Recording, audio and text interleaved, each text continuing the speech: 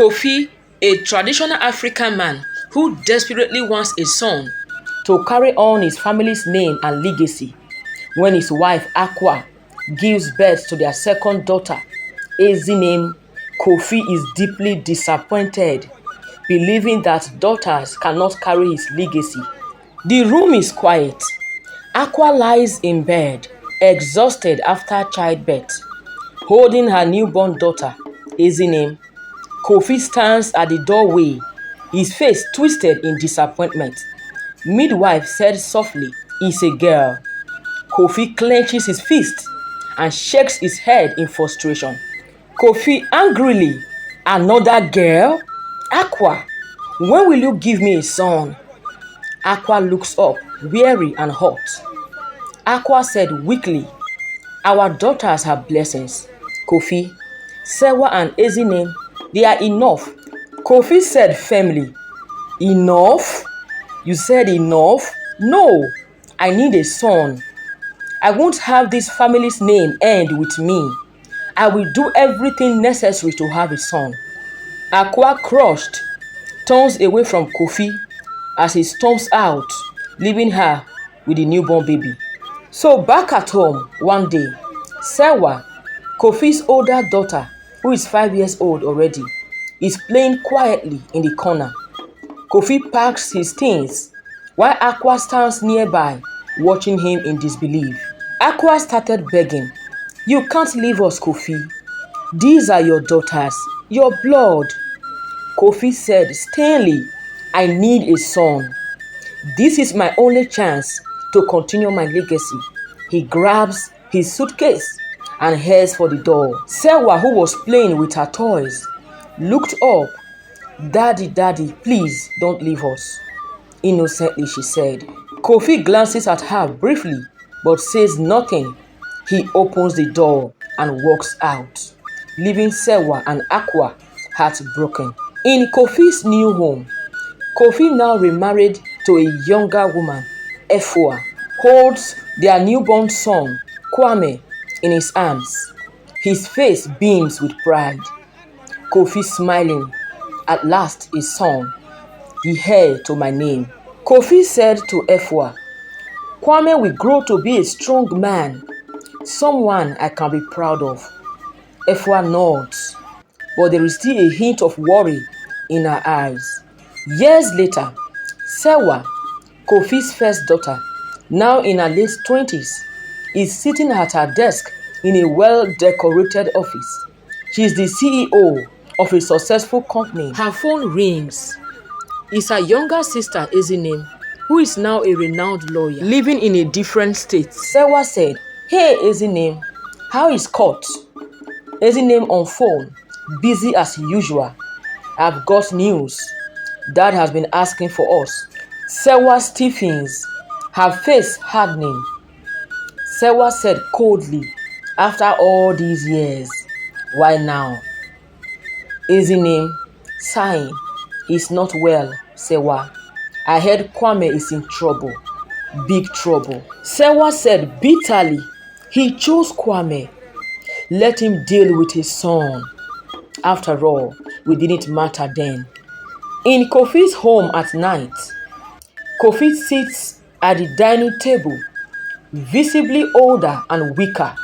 He looks at Efua, worried. "What is happening?" "Kwame hasn't come home in days. He's been getting into trouble." Efua hesitates, then speaks. "Maybe you should have reached out to your daughters, Kofi. They have become powerful women." Kofi looks away, guilt flooding his face.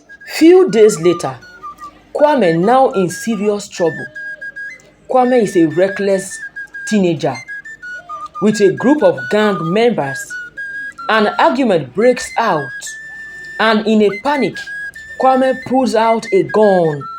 The confrontation escalates, and in the chaos, he shoots a man. Terrified, Kwame runs. In Kofi's home at night, Kofi is sitting alone when the door bursts open. Kwame stumbles in, frantic and covered in blood. Kofi stands up, shocked, Kofi angrily panicked. Kwame, what have you done? Kwame, breathless. Dad, I didn't mean to. They are coming after me. You have to help me. Help me, Dad, help me. Kofi stares at him, horrified by the mess his son has become. Kofi disbelieved. This is the son I fought so hard for. I pushed my daughters away for this. Kwame grabs some money off the table and rushes out of the house. Kofi collapses into a chair. This was just too much for him. Kofi was rushed to the hospital. In the hospital room, his daughters returned. Kofi lies in a hospital bed, his health deteriorating. The door opens and Sewas and Ezinim walk in, confident and successful. Kofi looks up at them, his eyes filled with regret. Kofi said weakly, "My daughters, I'm so sorry. I was blind. I thought I needed a son, but it's you I need. You who are my true legacy." Sewa crosses her arms, her face turned. Sewa said, "You abandoned us, Dad. You left us for Kwame. Now look where that has gotten you." Ezinim softer, "But we are still your daughters no matter what.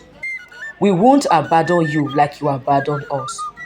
Kofi's eyes filled with tears as he reaches out his hand. Kofi teary, "I'm sorry, my daughters. Can you ever forgive me? I'm sorry." Sewa hesitates, but Ezinim steps forward and takes his hand. Sewa eventually joins her, but Sewa said coldly, "Well, we will help you, but we can't erase the past. You rejected us, Dad. You made your choices. Live with it." Kofi nods, understanding the weight of their words. He lies back, defeated, yet grateful for their help. So the next week, Sewa and Ezinim stand outside a new community center they have founded, surrounded by people celebrating their success. Kofi, now in a wheelchair, watches from a distance, filled with pride but also regret. Take a look at the daughters I rejected. Take a look at them. Very successful, being celebrated. How I wished I stood by them. I regret all my decisions. I'm so proud of them.